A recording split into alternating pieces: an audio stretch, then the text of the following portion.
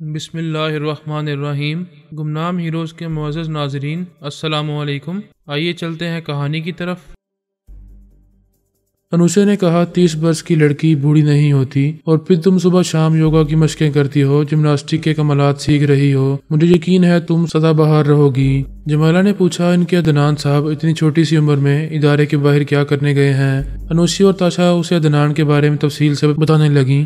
جمالہ نے ساری باتیں سننے کے بعد کہا، عدنان اتنی سی عمر میں اپنے دادا صاحب کو تیگنی کا ناچ نچا رہا ہے تو بڑا ہو کر کیا کرے گا؟ مجھے اس بات کا بے چینی سے انتظار رہے گا کہ عدنان جوان ہونے کے بعد کس طرح تاشا سے رومانس شروع کرے گا۔ کیوں تاشا، کیا تم اسے محبت کا سبق پڑھاؤ گی؟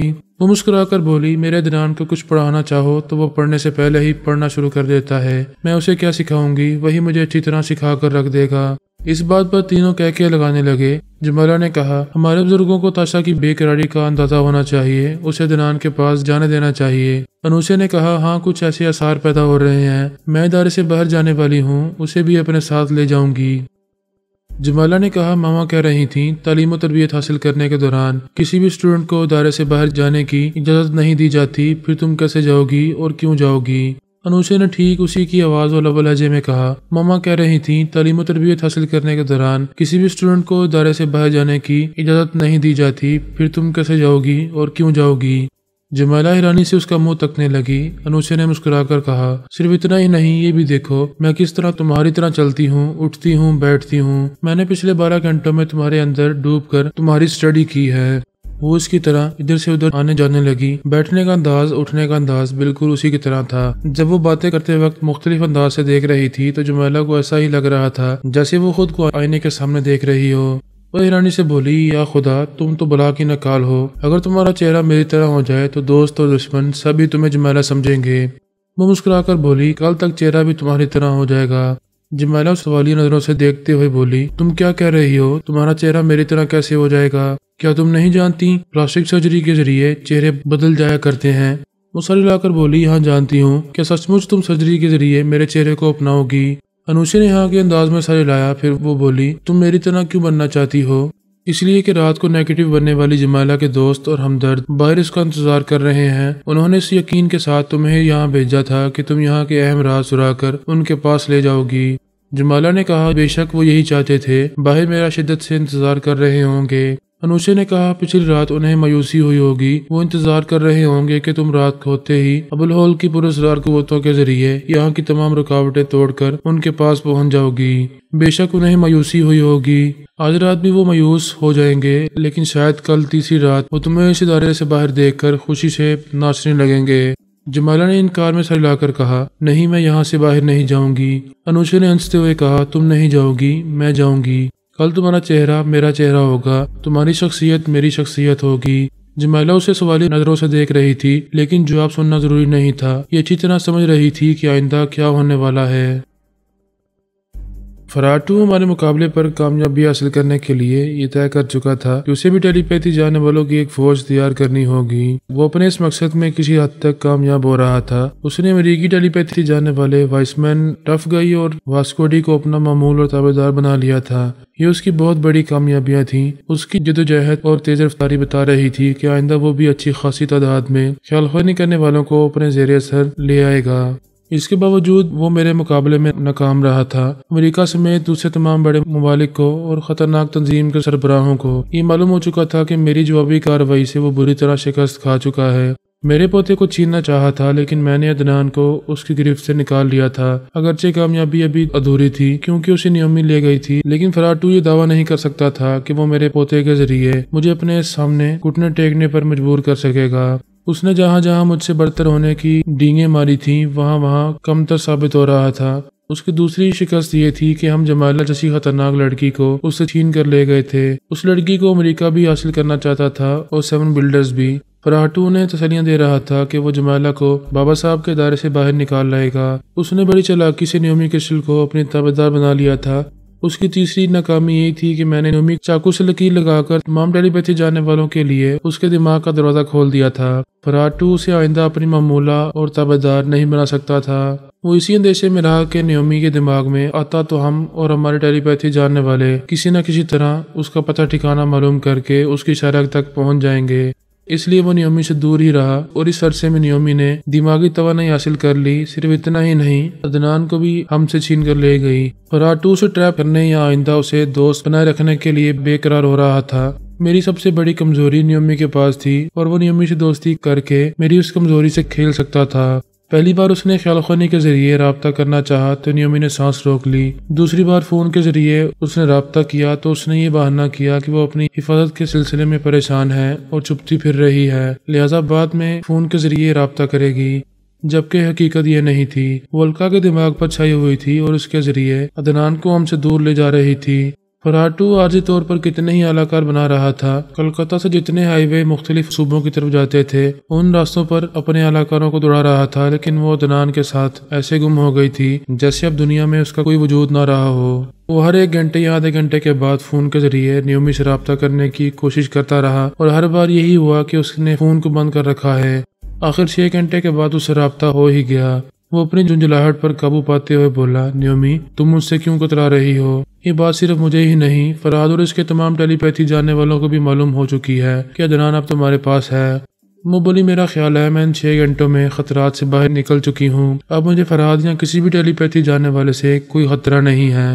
وہ خوش آمدانہ انداز میں بولا، میں تمہیں اس کامیابی پر مبارکباد دیتا ہوں۔ تم نے حیرت انگیز طور پر کم سے کم وقت میں دماغی توانائی حاصل کی ہے اور عدنان کو اغوا کرنے کا بہت بڑا کارنامہ انجام دیا ہے۔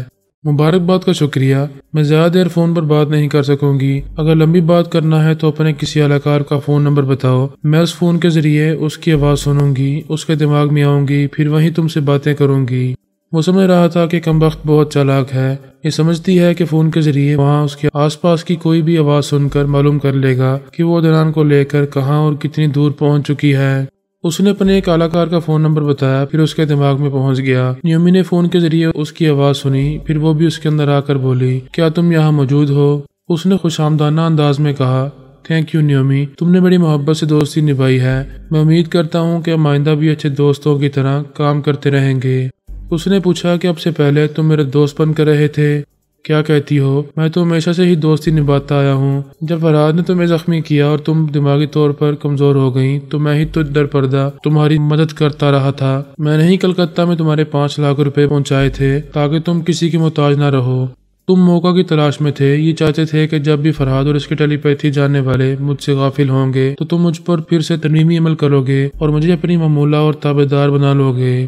ایسی بات نہیں ہے، اس بار میں نے فیصلہ کر لیا تھا کہ تم دماغی توانائی حاصل کرو گی تو ہم صرف دوست بن کر رہیں گے، میں تمہیں کبھی اپنی تابع دار نہیں بناؤں گا۔ مسٹر فرحاد 2، میں بھی اسی ٹیلی پیتھی کی دنیا کی رہنے والی ہوں اور خیال خوانی کرنے والوں کی ہسٹری سے پوری طرح واقف ہوں۔ صرف فرحاد اور اس کے ٹیلی پیتھی جاننے والے ہی ایسے ہیں جو کسی کی دماغی کمزوری سے فائدہ اٹھا کر اسے اپنا تابع دار نہیں بناتے ہیں، وہ دشمنوں کو سزا ضرور دیتے ہیں، جیسا کہ فرحاد نے مجھے سزا دی، اس کے بعد مجھے میرے حال پر چھوڑ دیا۔ اس کی جگہ اگر تم ہوتے یا تمہیں فرحاد کی طرف سے کوئی اندیشہ نہ ہوتا تو تم فوراً ہی مجھے دوسری بار اپنی تابع دار بنا لیتے۔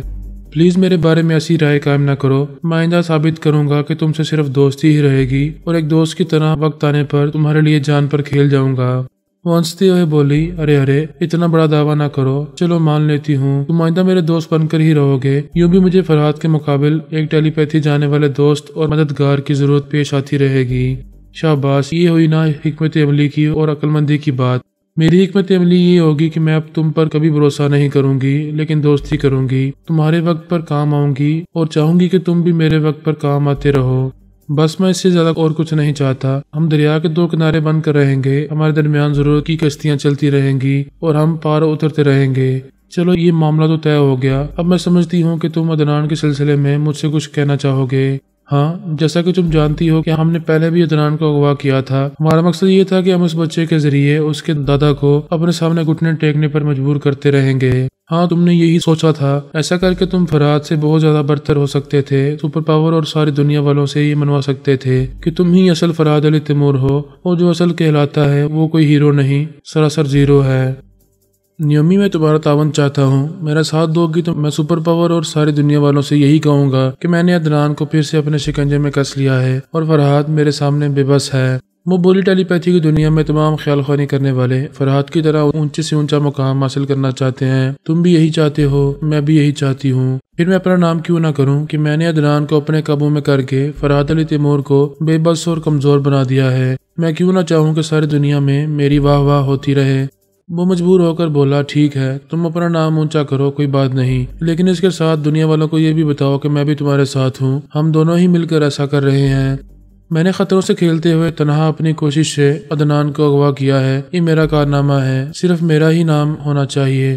وہ چند لمحے چپ رہا، اسے نیومی پر بے تحاشا غصہ آ رہا تھا، لیکن وہ غصہ دکھا کر کام بگاڑنا نہیں چاہتا تھا۔ اس نے پھر ضبط سے کام لیتے ہوئے کہا، تم درست کہہ رہی ہو، صرف تمہارا ہی نام ہونا چاہیے، لیکن اپنے اس کارنامے کا مجھے کچھ فائدہ تو پہنچاؤ۔ فی الحال تو میں فائدہ اٹھا رہی ہوں، یہ بچہ جب تک میرے شکنجے میں رہے گا اس وقت تک فرحات اور اس کے ٹیلی پیتھی جاننے والے مجھے نقصان نہیں پہنچائیں گے۔ میں بھی فرحات سے رابطہ کر کے یہ دھمکی دینے والی ہوں کہ اگر وہ اپنے پوتے کی سلامتی چاہتا ہے تو کبھی میرا سراغ نہ لگائے، کسی بھی چور راستے سے مجھ تک پہنچنے کی کوشش نہ کرے، ورنہ اس کا پوتا اسے زندہ نہیں ملے گا۔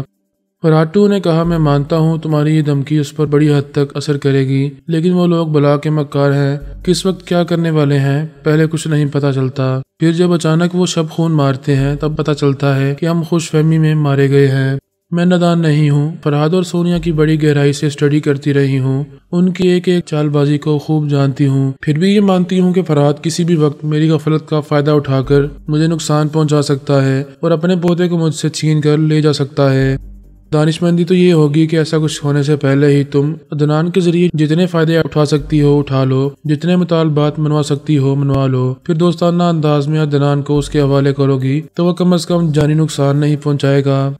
تم ایک اچھا مشورہ دے رہے ہو، میرا تجربہ بھی یہی کہتا ہے۔ میں نے پچھلے دنوں سونیا کو اغوا کر کے اسے نقصان پہنچایا تھا، لیکن جان سے نہیں مارا، اس لیے فرحات نے مجھ پر حاوی ہونے کے بعد بھی مجھے جانی نقصان نہیں پہنچایا۔ اسی طرح میں عدنان کو بھی جلد ہی اس کے حوالے کروں گی، لیکن ایسا کرنے سے پہلے مجھے بہت کچھ سوچنا سمجھنا ہوگا۔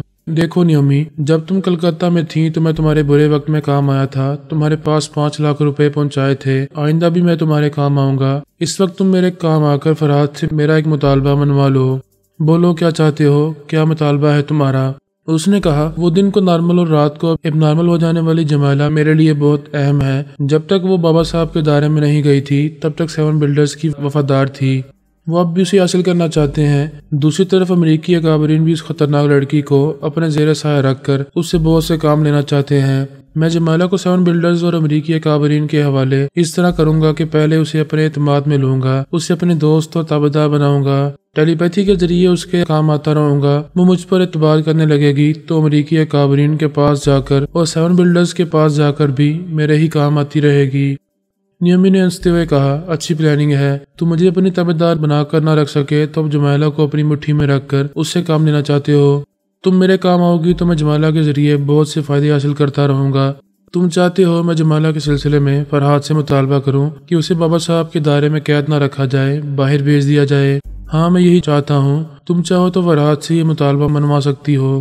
ضرور منوا سکتی ہوں، تم سے وعدہ کر چکی ہوں کہ جس طرح تم میرے برے وقت میں کام آئے تھے اسی طرح میں بھی تمہاری ضرورت کے وقت کام آ سکتی ہوں۔ یہ مطالبہ اس سے ضرور منواؤں گی۔ تم نے 6 گھنٹے پہلے عدنان کو اغوا کیا تھا، اس سے اچھا خاصا وقت گزر چکا ہے، اب تمہیں فرحات سے رابطہ کرنا چاہیے۔ میں بھی اسے رابطہ کر کے مختصر سی باتیں کروں گی، یہ تسلی دوں گی کہ اس کا پوتا فی الحال خیریت سے ہے، پھر 2-4 گھنٹوں کے بعد اسے رابطہ کر کے اپنے مطلب کی باتیں کروں گی۔ تم کام کی باتیں 2-4 گھنٹوں کے بعد کیوں کرنا چاہتی ہو؟ میں ابھی اپنے ایک اہم معاملے سے نمٹ رہی ہوں، اس کے بعد ہی فرحات سے اطمینان کے ساتھ بات ہو سکے گی۔ تمہارا وہ اہم معاملہ کیا ہے؟ کیا میں تمہارے کام نہیں آ سکتا؟ تم مجھے اپنا رازدار نہیں بنا سکتی؟ سوری، میں پہلے ہی کہہ چکی ہوں کہ تم سے صرف دوستی کروں گی، بھروسہ نہیں کروں گی، تمہیں اپنا رازدار نہیں بناؤں گی۔ فی الحال جا رہی ہوں، اب سے 4 گھنٹے کے بعد تم اسی اہلکار کے دماغ میں آ کر مجھ سے بات کر سکتے ہو۔ پھر اس اہلکار کے دماغ میں خاموشی چھا گئی۔ فرحات 2 نے اسے آواز دی لیکن کوئی جواب نہیں ملا۔ وہ غصے سے بڑبڑانے لگا، سالی بہت غرور دکھا رہی ہے، آئندہ کبھی تو میرے ہتھے چڑھے گی پھر نمٹ لوں گا، ابھی تو مجبوری ہے، 4 گھنٹے تک اس کا انتظار کرنا ہی پڑے گا۔ ادھر نیومی کرسٹل کا اہم معاملہ یہ تھا کہ اس نے آزوری اور الکا کے مشترکہ دماغ پر قبضہ جمایا تھا۔ ترمیمی عمل کے ذریعے اسے اپنی معمولہ اور تابعدار بنایا تھا، لیکن صرف الکا دماغی طور پر اس کی تابعدار بنی تھی۔ دوسری طرف آزوری کی آتما آزاد تھی، وہ نیومی کے عمل سے متاثر نہیں ہوئی تھی۔ آزوری پریشان ہو کر سوچ رہی تھی کہ کم وقت الکا کب تک اس بچے سے لگی رہے گی، اس پر ممتا نشاور کرتی رہے گی۔ میں اتنا جوان جسم حاصل کرنے کے بعد کسی بھی دولت مند جوان سے دوستی نہیں کر پا رہی ہوں۔ نیومی اس کے اندر رہ کر یہ دیکھ رہی تھی کہ آزوری کی آتما اس کے قابو میں نہیں ہے، وہ اس کے عمل کو الکا کے دماغ میں کمزور بنا رہی ہے، اسے اپنے طور پر بھڑکا رہی ہے۔ نیومی نے پچھلے 6 گھنٹوں میں دوسری بار اس پر ترمیمی عمل کیا تھا تاکہ آزوری اور الکا کے دماغ پر اس کی گرفت مضبوط رہے۔ وہ سمجھ رہی تھی کہ اسے ہمیشہ اپنے قابو میں نہیں رکھ سکے گی۔ الکا کے دماغ سے کسی وقت بھی ممتا ختم ہو سکتی تھی اور وہ عدنان کو کہیں بھی چھوڑ سکتی تھی۔ اس نے خیال خوانی کے ذریعے الکا کے دماغ میں رہ کر آزوری کو مخاطب کیا، پھر کہا، آزوری، میں تمہاری اس آرزو کو پورا کروں گی، تم دولت مند نوجوانوں سے دوستی کرتی رہو گی، مجھے تھوڑی سی مہلت دو، میں عدنان کو کسی دوسری عورت کے حوالے کر کے تمہیں اور الکا کو آزاد کر دوں گی، پھر کبھی تمہارے اندر نہیں آؤں گی۔ آزوری کی آتما اس کی اس بات سے مطمئن ہو گئی۔ نیومی نے الکا کے ذریعے عدنان سے کہا، ہم ماں بیٹے کے درمیان بہت سی رکاوٹیں پیدا ہو رہی ہیں اور آئندہ بھی ہوتی رہیں گی۔ وہ بولا، یس ممی، میں دیکھ رہا ہوں، آپ میرے لیے بڑی مصیبتیں اٹھا رہی ہیں، میں کیا کر سکتا ہوں؟ تم نے دیکھا تھا وہ دوسری عورت آزوری کا جسم تمہیں مجھ سے چھین کر لے گئی تھی اور خواہ مخواہ ممتا ظاہر کر رہی تھی۔ اگر میں ایئرپورٹ میں آ کر اچانک تمہیں اس سے نجات نہ دلاتی تو وہ دشمن عورت ماں بن کر تمہیں مار ڈالتی۔ ایسا نہیں ہوگا ممی، میں آپ کی ہر بات مانتا ہوں، اس لیے کوئی بھی عورت مجھے دھوکہ نہیں دے سکے گی۔ ہم ماں بیٹا بہت عرصے تک ساتھ رہ سکتے ہیں، میری زندگی مختصر نہیں ہے، بس اپنی ماں کے لیے اتنا کرو کہ میری باتیں مانتے رہو۔ اس وقت بھی تمہیں ایک بات ماننی ہوگی، آپ جو کہیں گی میں وہ کروں گا۔ بیٹے، تم دیکھتی آئے ہو کہ میں جسم بدلتی رہتی ہوں۔ اٹلی کے شہر روم میں کسی اور جسم میں تھی، میرا چہرہ کچھ اور تھا، پھر انڈیا میں آ کر بھی میں جسمانی طور پر بدل گئی، اب پھر بدلنا چاہتی ہوں تاکہ ہم ماں بیٹا دشمنوں سے محفوظ رہ سکیں۔ جسم اور چہرہ بدل جائے گا تو میں آپ کو کیسے پہچانوں گا؟ ابھی اس شہر میں تمہارے ساتھ ہوں، میں اچھی اور پیار کرنے والی عورتوں کو تمہارے سامنے لاتی رہوں گی۔ جب یہ سمجھوں گی کہ وہ تمہیں بھرپور ممتا دے سکتی ہے اور مجھے اپنے اندر آنے کی اجازت دے سکتی ہے تو میں اس کے اندر چلی جاؤں گی، پھر وہ عورت تمہیں اپنے ساتھ جہاں بھی لے جائے گی تم وہاں جاؤ گے، کیونکہ میں اس کے اندر رہوں گی۔ وہ سر ہلا کر بولا، میں سمجھ گیا، اب مجھے یہ بتائیں کہ آپ کس عورت کے اندر جا کر میرے ساتھ رہا کریں گی؟ وہ ماں بیٹا بنگلہ دیش پہنچے ہوئے تھے، وہاں کے ایک شہر نواکھالی میں تھے۔ نیومی نے وہاں دریا کے ایک ساحلی ہوٹل میں رہ کر ایک خوبصورت اور جوان عورت کو تاڑ لیا تھا۔ اس کے خیالات بھی پڑے تھے، پتہ چلا کہ وہ اپنے شوہر کے ساتھ ڈھاکہ سے آئی ہے اور وہ میاں بیوی دوسرے دن کی شام کو ایک فلائٹ سے لندن جانے والے ہیں۔ اس عورت کا نام مونا تھا، اس کا ایک 3 برس کا بیٹا دریا میں ڈوب کر مر گیا تھا۔ وہ بیٹے کے لیے بہت رنجیدہ تھی۔ اس کے خیالات پڑھ کر نیومی کو یہ اطمینان ہوا کہ وہ عدنان کو ماں کی بھرپور محبت دے سکے گی۔ اس نے عدنان سے کہا، بیٹے، اسی ہوٹل میں ایک عورت اپنے میاں کے ساتھ ہے، وہ بھی رات کا کھانا کھانے کے بعد اپنے کمرے میں جا کر سو جائے گی تو میں تمہیں وہاں پہنچا دوں گی، تم اس کے ساتھ بستر پر سو جانا۔ جب وہ صبح اٹھے گی تو میں اس کے اندر موجود ہوں گی، جب تک میری زندگی ہے تب تک میں اس کے اندر رہ کر تمہیں بھرپور ممتا دیتی رہوں گی۔ آزوری اور الکا مشترک ہو کر نیومی سے تعاون کر رہی تھی۔ یہ امید ہو گئی تھی کہ انہیں جلد ہی اس بچے سے نجات ملنے والی ہے۔ الکا عدنان کے ساتھ رات کا کھانا کھا کر ہوٹل کے کمرے میں آ گئی۔ عدنان ٹی وی آن کر کے ویڈیو گیم کھیلنے لگا۔ نیومی نے الکا کو بیڈ پر سلا دیا، پھر کہا، اس کمرے سے باہر جاؤ، میں بھی آتی ہوں۔ وہ مونا کے اندر پہنچ گئی، وہ بھی رات کا کھانا کھانے کے بعد اپنے بیڈ روم میں آ گئی تھی۔ اس کا شوہر بدر الدین اسے سمجھا رہا تھا کہ بیٹے کو بھولنے کی کوشش کرو، صبر کرو، اللہ نے چاہا تو ایک نہیں کئی بچوں کی ماں بنو گی۔ نیومی نے باری باری ان کے دماغوں میں جا کر انہیں تھپک تھپک کر سلا دیا، پھر سب سے پہلے مونا پر ترمیمی عمل کیا۔ اس کے ذہن میں یہ بات نقش کر دی کہ جو بچہ اسے صبح اپنے بستر پر ملے گا اس کا اپنا بیٹا ببلو ہی ہوگا۔ وہ دریا میں ڈوب گیا تھا لیکن اسے موت نہیں آئی، وہ زندگی کی طرف لوٹ آیا ہے۔ اس نے مونا کے اندر یہ بات نقش کی کہ وہ دوہری زندگی گزارے گی، وہ بیک وقت مونا بھی ہوگی اور شیوانی بھی ہوگی۔ اس بچے کے نام بھی 2 ہی ہوں گے، ایک نام تو ببلو ہے اور دوسرا عدنان ہوگا۔ اس نے ایسی اہم باتیں نقش کرنے کے بعد مخصوص لب و لہجے کے ذریعے اس کے دماغ کو لاک کر دیا، پھر ترمیمی نیند سونے کے لیے چھوڑ دیا۔ اس کے بعد وہ اس کے شوہر کے دماغ میں آئی، اس پر بھی ترمیمی عمل کیا، اس کے ذہن میں اہم باتیں نقش کیں، پھر ان کے دماغوں سے نکل آئی۔ ان دونوں میاں بیوی نے دروازے کو اندر سے بند نہیں کیا تھا۔ الکا نے نیومی کی مرضی کے مطابق عدنان سے کہا، او بیٹے، اب تمہیں اپنی نئی ماں کے پاس جا کر سونا ہے۔ اس کا جسم اور چہرہ نیا ہوگا لیکن اس کے اندر میں ہی ہوں گی۔ وہ اسے مونا اور بدرالدین کے کمرے میں لے آئی۔ وہ اپنی ماں کی مرضی کے مطابق ان کے درمیان جا کر بستر پر لیٹ گیا۔ نیومی نے کہا، بیٹے ابھی میں جا رہی ہوں، صبح ہوتے ہی اس عورت کے جسم میں آ جاؤں گی، پھر یہ تمہارے لیے اجنبی نہیں رہے گی۔ الکا نیومی کی مرضی کے مطابق وہاں سے چلتی ہوئی ہوٹل سے باہر آئی۔ پورے چاند کی رات تھی۔ نیومی نے اس کے اندر یہ خیال پیدا کیا کہ چاندنی رات میں کشتی کے سیر کرنی چاہیے۔ الکا اور آزوری وہاں سے انڈیا واپس جانا چاہتی تھی۔ نیومی نے کہا، اتنی جلدی کیا ہے، صبح سے پہلے یہاں سے کوئی اسٹیمر نہیں جائے گا، ابھی اسے کشتی کی سیر کرنی چاہیے۔ وہ ساحل پر آ گئی۔ ایک ملاح سے کہا کہ اسے کشتی میں بٹھا کر دور دریا میں لے جائے، پھر واپس لے آئے۔ واپس تو آنا نہیں تھا۔ جب وہ کشتی ساحل سے دور نکل گئی تو نیومی نے کہا، الکا اور آزوری اب کشتی سے چھلانگ لگا دو، دریا میں ڈوب مرو۔